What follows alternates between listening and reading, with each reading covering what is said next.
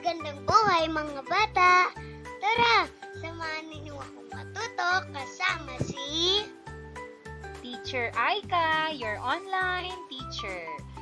Please don't forget to subscribe, like, share, and hit the notification bell for more videos. Thank you!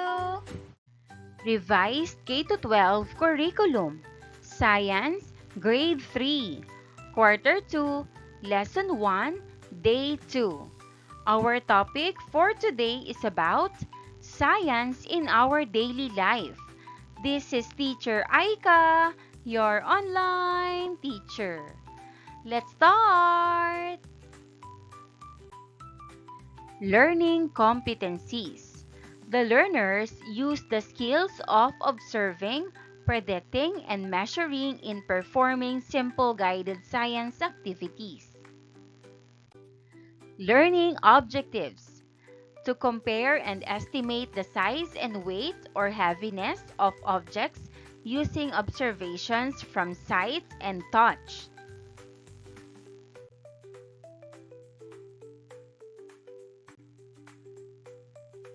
Write your answers on a sheet of paper. Part 1, multiple choice. Write the letter of the correct answer. Use capital letters only.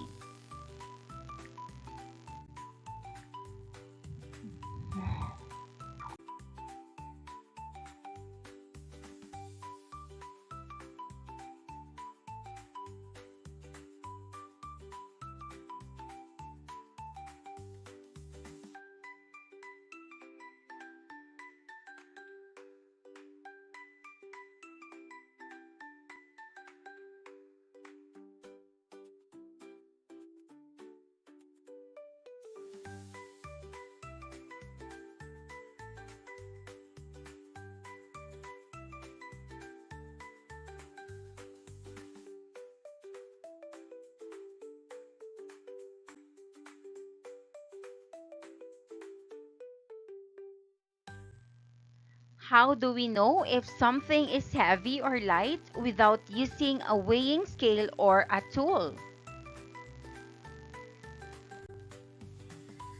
We can estimate size and weight using our senses of sight and touch, just as you observed the leaves.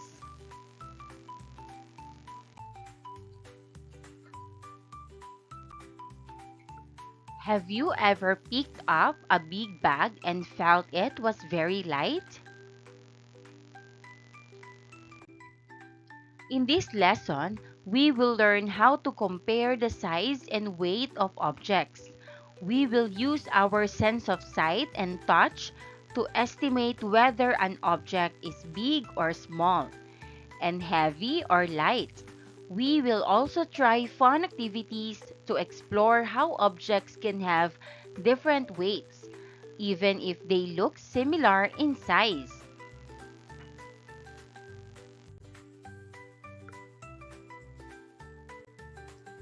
Heaviness means something weighs a lot. Like this rock, it is not easy to lift.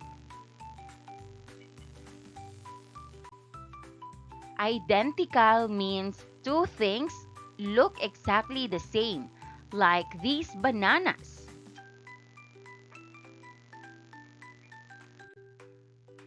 Balanced means something is steady and equal on both sides, like this seesaw. The weight on both sides is the same, so it stays straight. Estimate. Estimate means making a good guess about something, like how many candies are in this jar.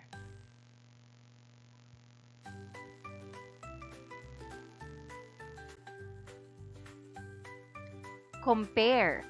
Compare means to look at two things and see how they are the same or different, like a calamansi and a guava.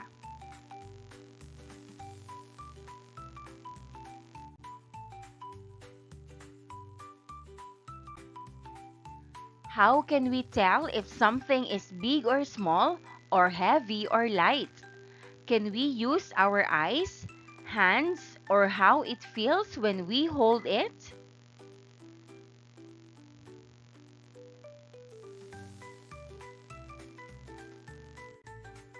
You will perform activity 2 to gather more information and be able to answer the questions based on evidence.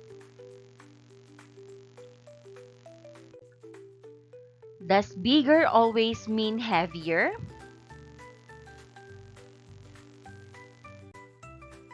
Bigger does not always mean heavier. For example, the large or dried leaf is bigger but lighter than the rock.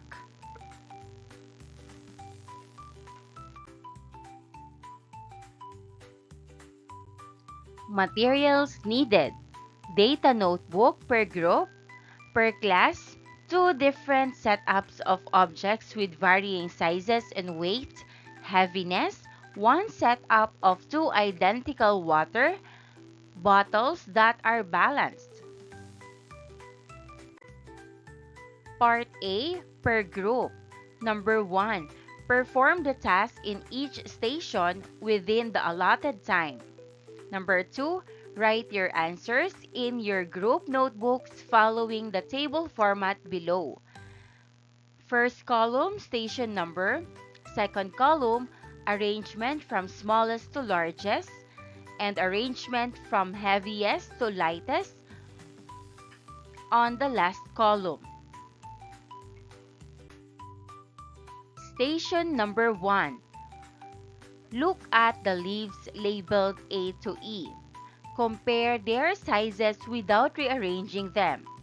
Question 1. What is the arrangement from smallest to largest?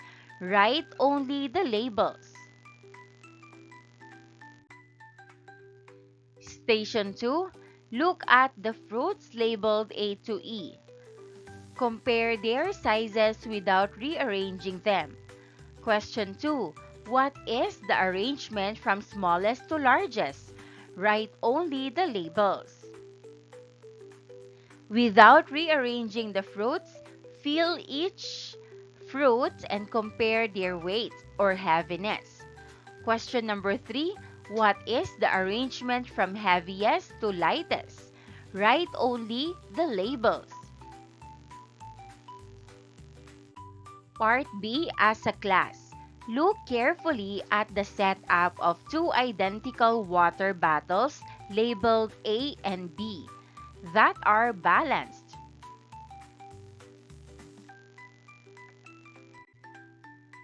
Fill the bottles A and B. Compare their weight or heaviness. Question 4. Which bottle is heavier? Question 5. Why do you think so? Place a small crayon in bottle A. Question 6. Which bottle is heavier? And question 7. Why do you think so?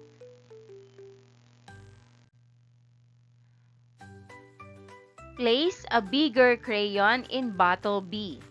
Question 8. Which bottle is heavier? Question 9. Why do you think so?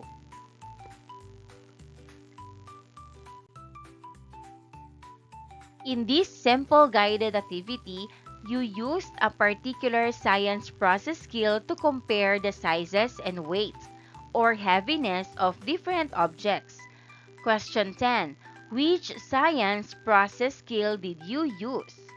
Question 11. How did you use it?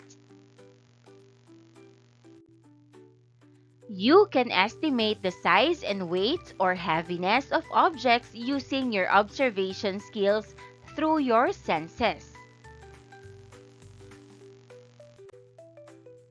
Through the sense of sight, you can estimate the size, small or large, of the objects using your eyes.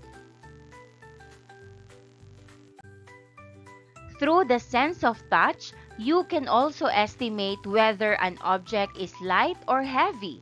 Weight is a more precise scientific term that can be used to denote the heaviness of objects.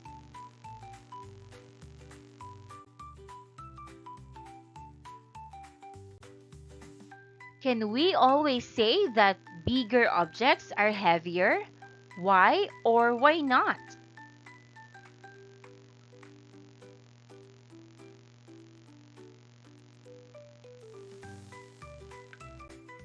Answer: no, bigger objects are not always heavier. Some small objects like rocks can be heavier than bigger objects, like a balloon. The weight of an object depends on what it is made of, not just its size.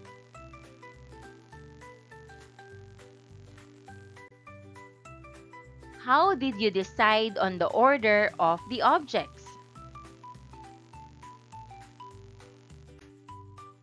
Answer: I used my eyes to compare their sizes and my hands to feel which ones were heavier or lighter.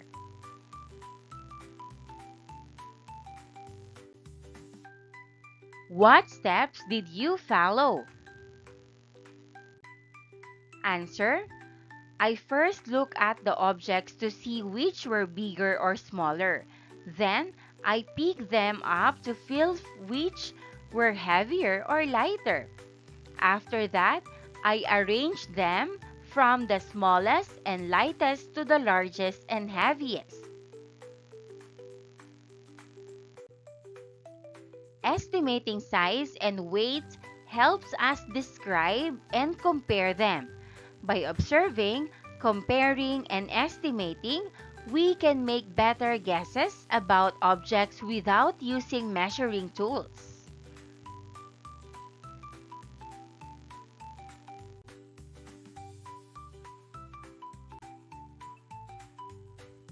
How do we estimate an object's size and weight?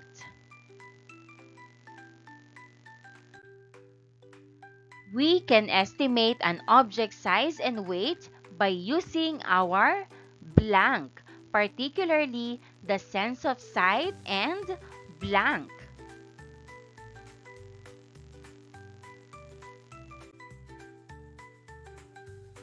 Let's answer.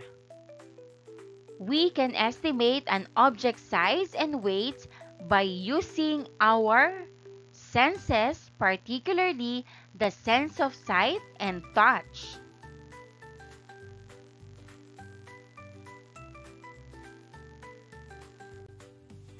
Our eyes help us compare the size of objects.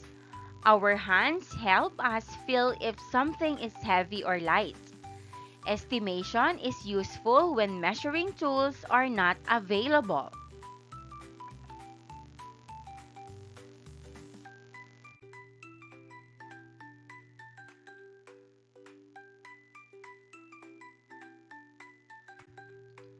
Ang misteryosong bayong.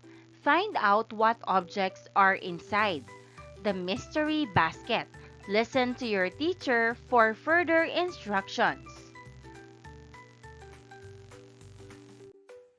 And that wraps up today's lesson. If you enjoyed this video and want to see more content like this, don't forget to hit the subscribe button and ring the bell so you never miss an update. Thanks for tuning in.